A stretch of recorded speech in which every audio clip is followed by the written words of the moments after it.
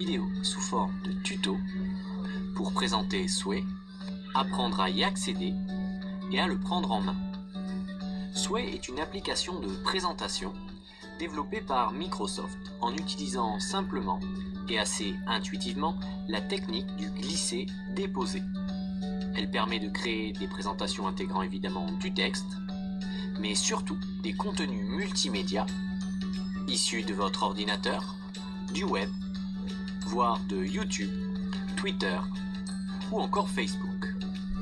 Directement disponible en ligne sur le web, il est inutile de disposer d'un PC ou de la suite Office pour utiliser Sway. Un accès à Internet et un compte Microsoft sont suffisants que vous utilisiez un PC ou un Mac. Si vous êtes l'heureux propriétaire d'une tablette, faites un tour sur la boutique en ligne, Google Play, App Store ou Marketplace. Vous pourrez la trouver et l'installer sur votre tablette pour y accéder directement. Microsoft, inutile de tenir compte de cette étape, il vous suffit juste de vous munir de votre adresse et de votre mot de passe.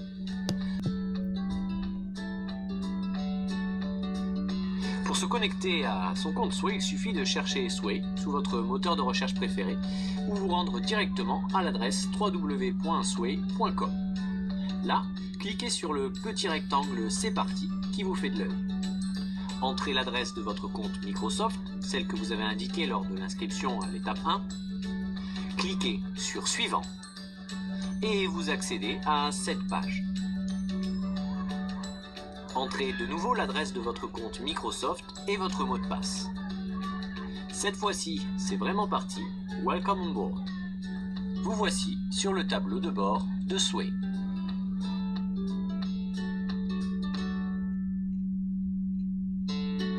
Le tableau de bord, auquel vous accédez directement après votre connexion, regroupe toutes les présentations déjà créées. À ce moment-là, s'offrent à vous plusieurs possibilités.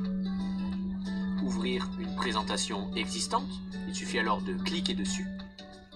Importer une présentation existante au format Word, PowerPoint ou PDF pour la transformer, vous cliquez alors sur Importer qui se situe sur la gauche de la fenêtre.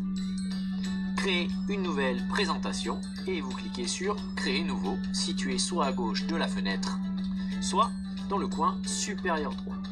Ici, nous allons prendre l'exemple d'une création nouvelle.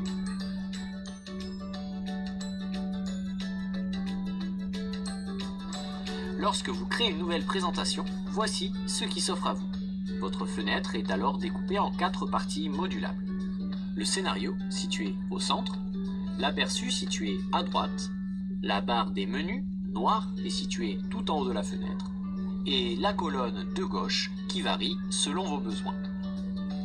Le scénario, comme son nom l'indique, est la trame de votre souhait, l'histoire que vous souhaitez raconter. Il n'est visible que par vous.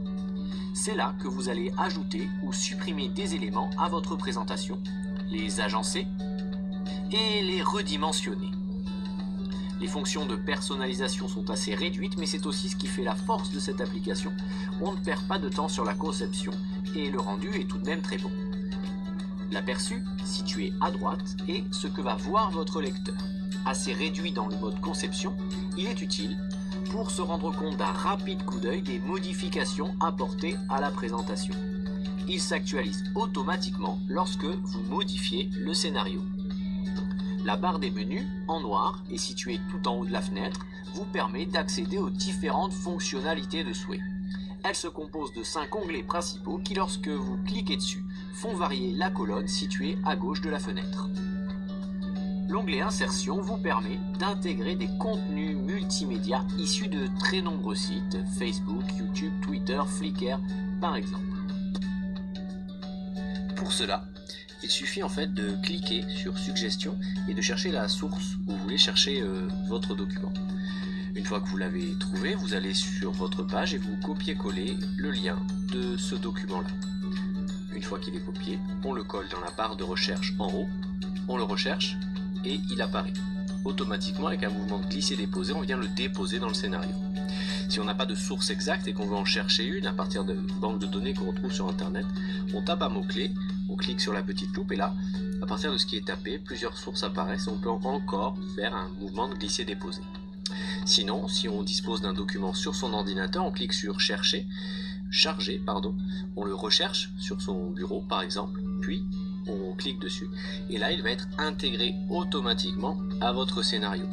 On peut ensuite faire varier sa taille, 3 dimensions sont proposées. On peut avoir un aperçu automatique en cliquant sur aperçu, ce qui donne une vision et qui permet ensuite de modifier ou non ce qui a été défini dans le scénario. Cet onglet permet d'ajouter des éléments, les cartes, à votre présentation.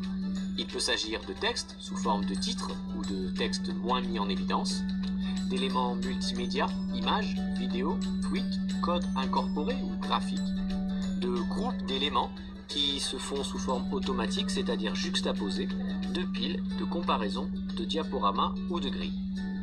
C'est là encore en jouant avec le glisser-déposer que vous allez pouvoir ajouter des éléments à votre scénario et donc à votre présentation. Notons qu'une fois intégrées au scénario, ces cartes ne sont pas figées, elles peuvent être déplacées selon vos envies. Pour les supprimer, sélectionnez-la ou les cartes de votre choix et cliquez sur la petite poubelle située dans le coin supérieur droit de la carte. L'onglet Conception vous permet de choisir la mise en forme de votre présentation à partir de plusieurs modèles.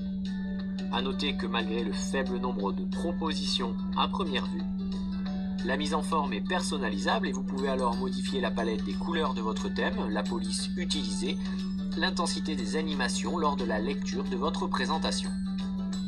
L'onglet Navigation vous permet de choisir entre 3 types de présentation.